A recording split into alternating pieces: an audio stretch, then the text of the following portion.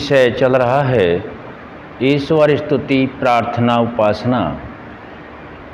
इस विषय में महर्षि दयानंद सरस्वती जी ने ईश्वर की प्रार्थना उपासना का जो विषय प्राणी मात्र के कल्याण के लिए दिया है, इसको ईश्वर की वाणी वेद और ऋषि ब्रह्मा से लेकर जैमिनी ऋषि मुनि पर्यंत जो इन सभी का मत है, जो मानव मात्र के कल्याण की बात ही करता है, उसी के अनुकूल यह प्रकरण दिया गया है।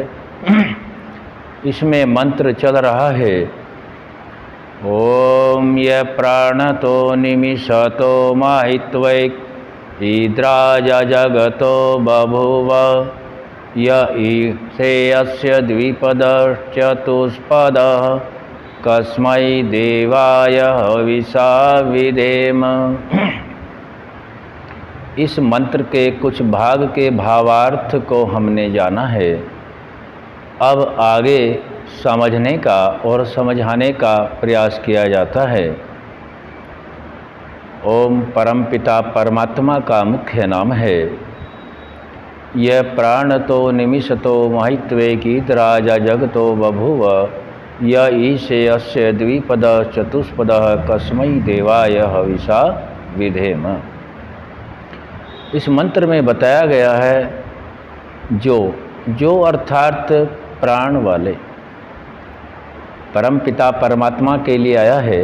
जो शब्द जो प्राण वाले और अप्राणी रूप प्राण वाले जिनके अंदर आत्मा विद्यमान है, जिन शरीरों के अंदर आत्मा है, उनको प्राण वाले कहा गया है। और अप्राणी रूप अप्राणी जो देवत्व का गुण तो रखते हैं लेकिन उनके अंदर आत्मा नहीं है, वह जड़ हैं। प्राण वाले और अप्राणी रूप जगत का, इस जगत में जो जड़ और चेतन है, अर्थात जिनके अंदर आत्मा है और जिनके अंदर आत्मा नहीं है, इन दोनों के अंदर देवत्व का गुण है।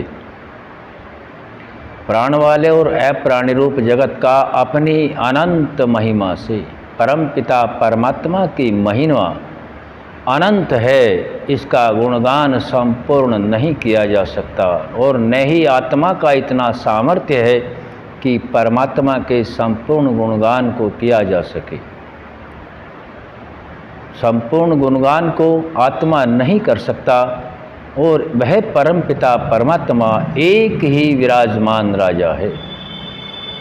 यहाँ भी यह सिद्ध होता है कि जगत को बनाने वाला एक है, प्राणियों को बनाने वाला एक है। कोई प्राणी भारत का है, कोई किसी देश का है, German, Japan, England, Thailand, Burma, Rangoon, कहीं का भी है। सभी प्राणियों के शरीर की अंदर वाली संरचना एक जैसी है। सभी आत्माओं का गुण एक जैसा है। विचार करने का और कार्य करने का तरीका एक जैसा है।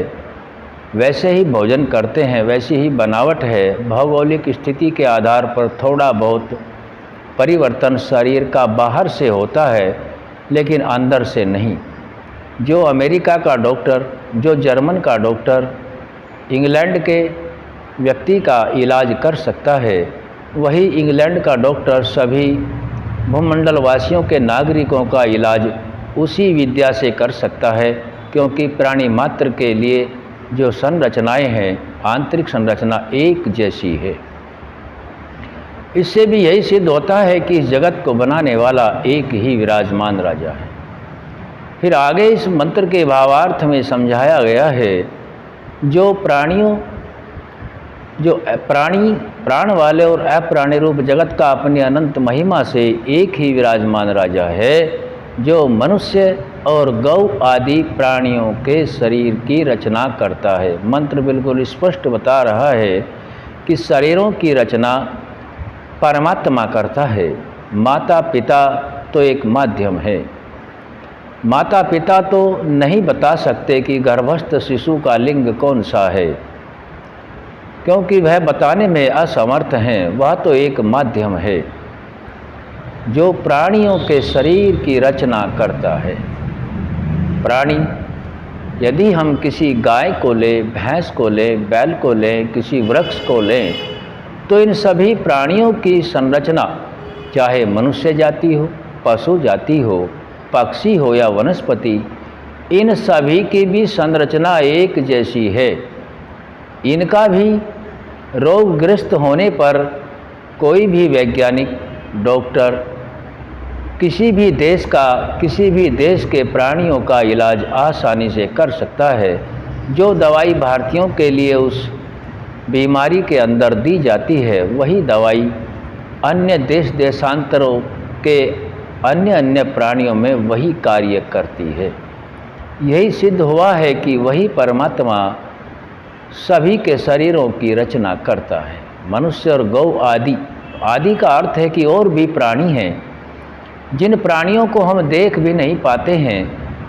जो जितना भी कीट पतंगे आदि हैं, यह भी प्राणी हैं।